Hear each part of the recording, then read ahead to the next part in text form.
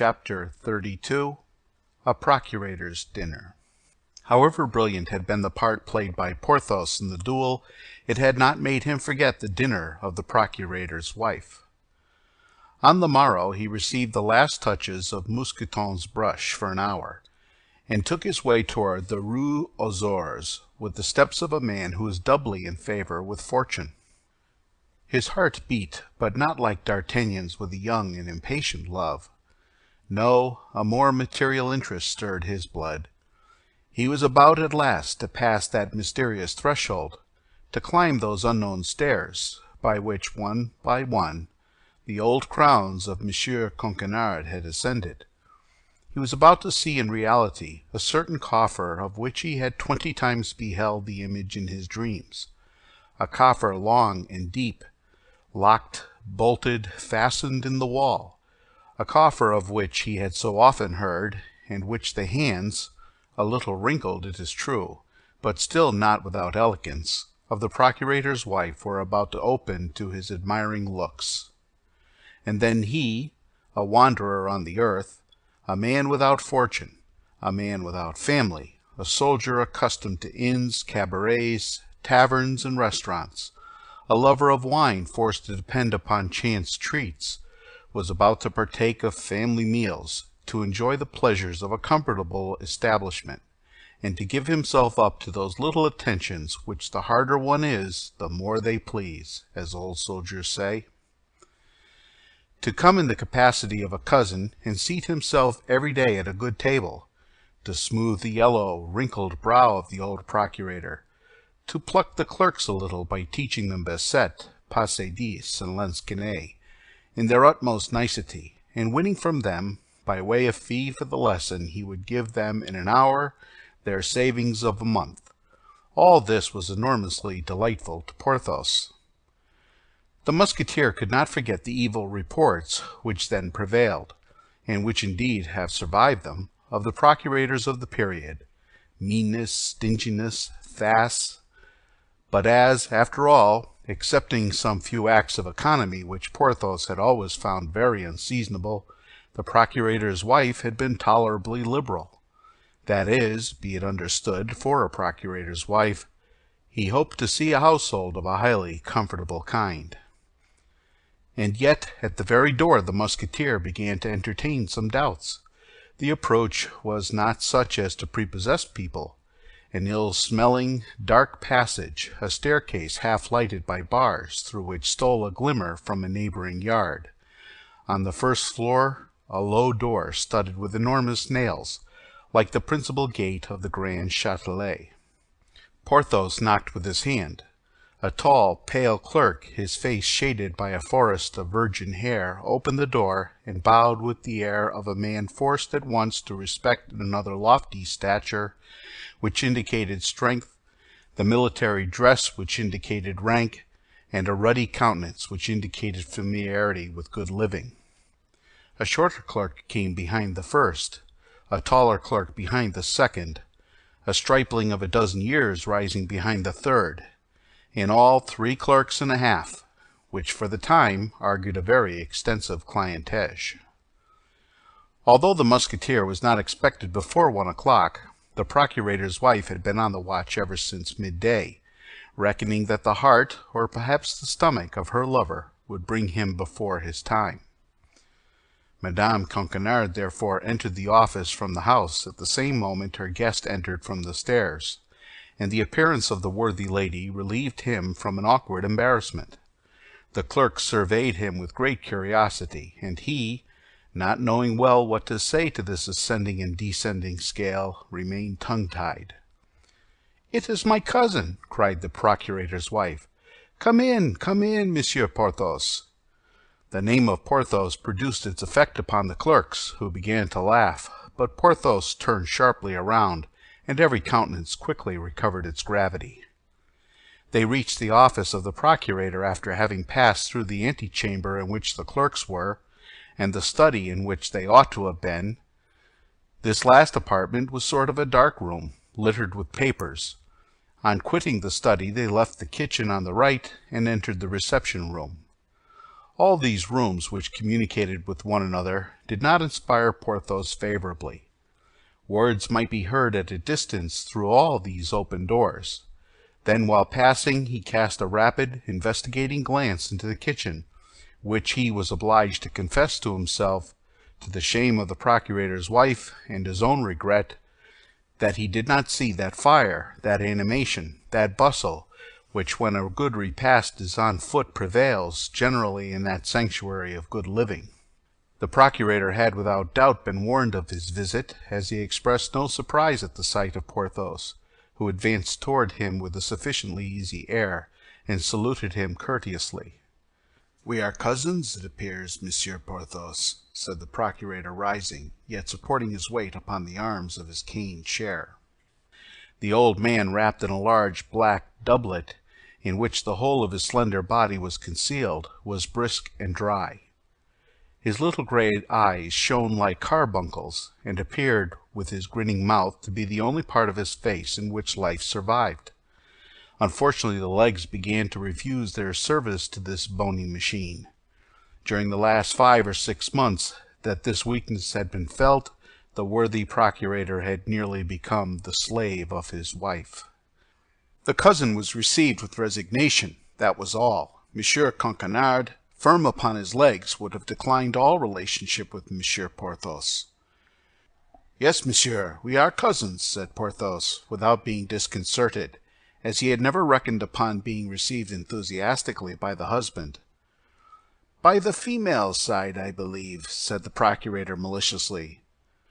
Porthos did not feel the ridicule of this, and took it for a piece of simplicity, at which he laughed in his large moustache. Madame Coquenard, who knew that a simple-minded procurator was a very rare variety in this species, smiled a little and colored a great deal. Monsieur Coquenard had, since the arrival of Porthos, frequently cast his eyes with great uneasiness upon a large chest placed in front of his oak desk. Porthos comprehended that this chest, although it did not correspond in shape with that which he had seen in his dreams, must be the blessed coffer, and he congratulated himself that the reality was several feet higher than the dream. Monsieur Coquenard did not carry his genealogical investigations any further, but withdrawing his anxious look from the chest and fixing it upon Porthos, he contented himself with saying, "Monsieur, our cousin will do us the favor of dining with us once before his departure for the campaign, will he not, Madame Coquenard?" This time Porthos received the blow right in his stomach and felt it. It appeared likewise that Madame Coquenard was not less affected by it on her part, for she added, "My cousin will not return if he finds that we do not treat him kindly, but otherwise he has so little time to pass in Paris, and consequently to spare us, that we must entreat him to give us every instant he can call his own previous to his departure." "Oh, my legs, my poor legs, where are you?" murmured Coquenard, and he tried to smile. The succor, which came to Porthos at the moment in which he was attacked in his gastronomic hopes, inspired much gratitude in the Musketeer toward the procurator's wife. The hour of dinner soon arrived. They passed into the eating-room, a large, dark room situated opposite the kitchen.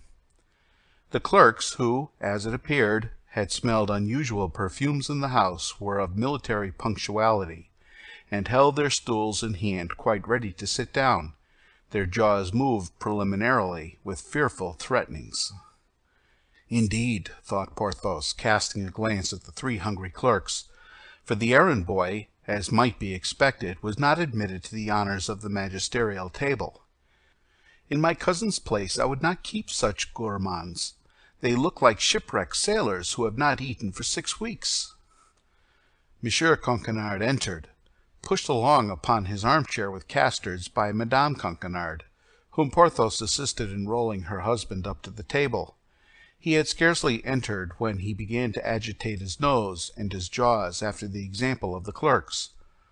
"Oh," said he, "here is the soup, which is rather inviting."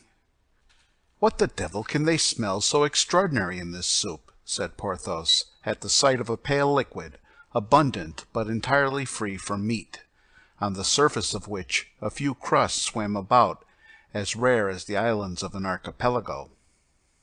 Madame Coquenard smiled, and upon a sign from her everyone eagerly took his seat. Monsieur Coquenard was served first, then Porthos. Afterward Madame Coquenard filled her own plate and distributed the crusts without soup to the impatient clerks. At this moment the door of the dining-room unclosed with a creak, and Porthos perceived through the half-open flap the little clerk who, not being allowed to take part in the feast, ate his dry bread in the passage with the double odor of the dining-room and kitchen. After the soup the maid brought a boiled fowl, a piece of magnificence which caused the eyes of the diners to dilate in such a manner that they seemed ready to burst. "One may see that you love your family, Madame Coquenard," said the procurator with a smile that was almost tragic. "You are certainly treating your cousin very handsomely." The poor fowl was thin and covered with one of those thick bristly skins through which the teeth cannot penetrate with all their effort. The fowl must have been sought for a long time on the perch, to which it had retired to die of old age. "The devil!" thought Porthos. "This is poor work. I respect old age, but I don't much like it boiled or roasted." And he looked round to see if anyone partook of his opinion. But on the contrary, he saw nothing but eager eyes, which were devouring in anticipation that sublime fowl, which was the object of his contempt. Madame Coquenard drew the dish toward her, skillfully detached the 2 great black feet which she placed upon her husband's plate, cut off the neck which with the head she put on one side for herself, raised the wing for Porthos, and then returned the bird otherwise intact to the servant who had brought it in, who disappeared with it before the Musketeer had time to examine the variations which disappointment produces upon faces, according to the characters and temperaments of those who experience it. In the place of the fowl, a dish of haricot beans made its appearance, an enormous dish in which some of the bones of mutton, that at first sight one might have believed to have some meat on them, pretended to show themselves. But the clerks were not the dupes of this deceit, and their lugubrious looks settled down into resigned countenances.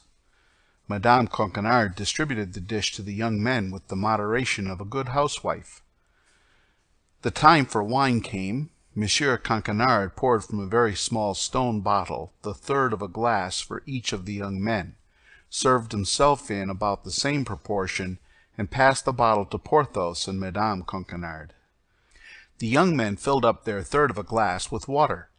Then, when they had drunk half the glass, they filled it up again, and continued to do so. This brought them, by the end of the repast, to swallowing a drink, which from the color of ruby had passed to that of pale topaz.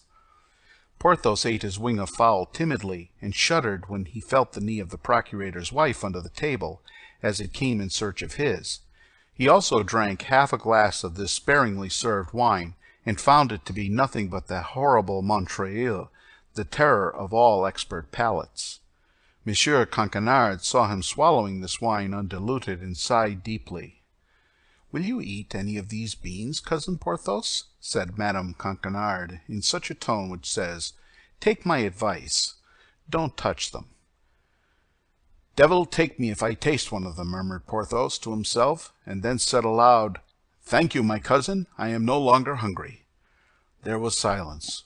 Porthos could hardly keep his countenance. The procurator repeated several times, "Ah, Madame Coquenard, accept my compliments. Your dinner has been a real feast. Lord, how I have eaten!" Monsieur Coquenard had eaten his soup, the black feet of the fowl, and the only mutton bone on which there was the least appearance of meat. Porthos fancied that they were mystifying him, and began to curl his mustache and knit his eyebrows, but the knee of Madame Coquenard gently advised him to be patient. This silence, and this interruption in serving, which were unintelligible to Porthos, had, on the contrary, a terrible meaning for the clerks. Upon a look from the procurator, accompanied by a smile from Madame Coquenard, they arose slowly from the table, folded their napkins more slowly still, bowed, and retired. "Go, young men, go and promote digestion by working," said the procurator gravely. The clerks gone, Madame Coquenard rose and took from a buffet a piece of cheese, some preserved quinces, and a cake which she had herself made of almonds and honey. Monsieur Coquenard knit his eyebrows because there were too many good things. Porthos bit his lips because he saw not the wherewithal to dine. He looked to see if the dish of beans was still there. The dish of beans had disappeared. "A positive feast!" cried Monsieur Coquenard, turning about his chair. "A real feast! A pulse epulorum! Lucilius dines with Lucilius." Porthos looked at the bottle which was near him, and hoped that with wine, bread, and cheese he might make a dinner. But wine was wanting, the bottle was empty. Monsieur and Madame Coquenard did not seem to observe it. "This is fine," said Porthos to himself. "I am prettily caught." He passed his tongue over a spoonful of preserves, and stuck his teeth into the sticky pastry of Madame Coquenard. "Now," said he, "this sacrifice is consummated. Ah, if I had not the hope of peeping with Madame Coquenard into her husband's chest!" Monsieur Coquenard, after the luxuries of such a repast, which he called an excess, felt the want of a siesta. Porthos began to hope that the thing would take place at the present sitting, and in that same locality, but the procurator would listen to nothing. He would be taken to his room, and he was not satisfied till he was close to his chest, upon the edge of which, for still greater precaution, he placed his feet. The procurator's wife took Porthos into an adjoining room, and they began to lay the basis of a reconciliation. "You can come and dine 3 times a week?" said Madame Coquenard. "Thanks, madame," said Porthos, "but I don't like to abuse your kindness. Besides, I must think of my outfit." "That's true," said the procurator's wife, groaning. "That unfortunate outfit." "Alas, yes," said Porthos. "It is so." "But of what, then, does the equipment of your company consist, Monsieur Porthos?" "Oh, of many things," said Porthos. "The Musketeers are, as you know, picked soldiers, and they require many things useless to the Guardsmen or the Swiss." "But yet, detail them to me." "Why, they may amount to," said Porthos, who preferred discussing the total to taking them one by one. The procurator's wife waited tremblingly. "To how much?" said she. "I hope it does not exceed—" She stopped. Her speech failed her. "Oh, no," said Porthos. "It does not exceed 2,500 livres. I even think that with economy I could manage it with 2,000 livres." "Good God!" cried she. 2,000 livres! Why, that's a fortune!" Porthos made a most significant grimace. Madame Coquenard understood it.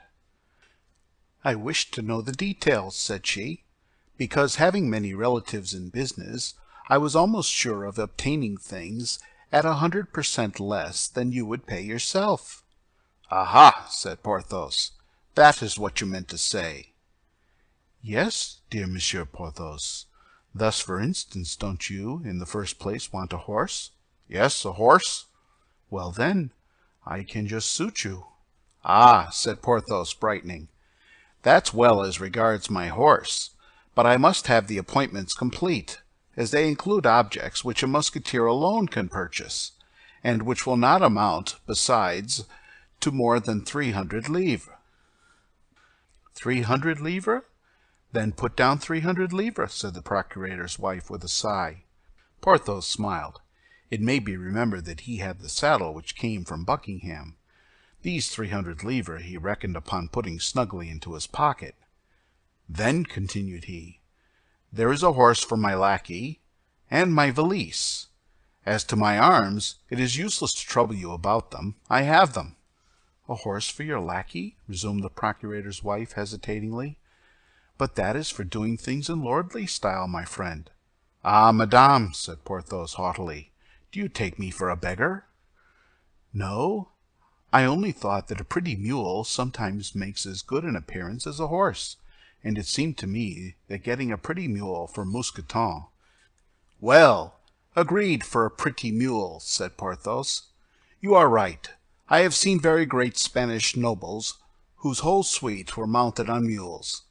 But then you understand, Madame Coquenard, a mule with feathers and bells. Be satisfied, said the procurator's wife. There remains the valise, added Porthos. Oh, don't let that disturb you, cried Madame Coquenard. My husband has 5 or 6 valises. You shall choose the best.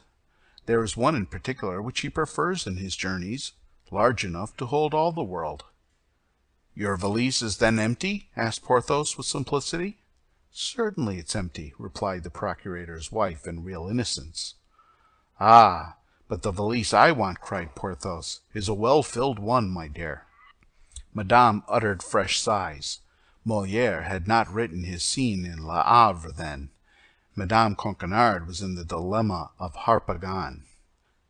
Finally, the rest of the equipment was successively debated in the same manner, and the result of the sitting was that the procurator's wife should give 800 livres in money, and should furnish the horse and mule which should have the honor of carrying Porthos and Mousqueton to glory. These conditions being agreed to, Porthos took leave of Madame Coquenard. The latter wished to detain him by darting certain tender glances. But Porthos urged the commands of duty, and the procurator's wife was obliged to give place to the king. The Musketeer returned home hungry and in bad humor.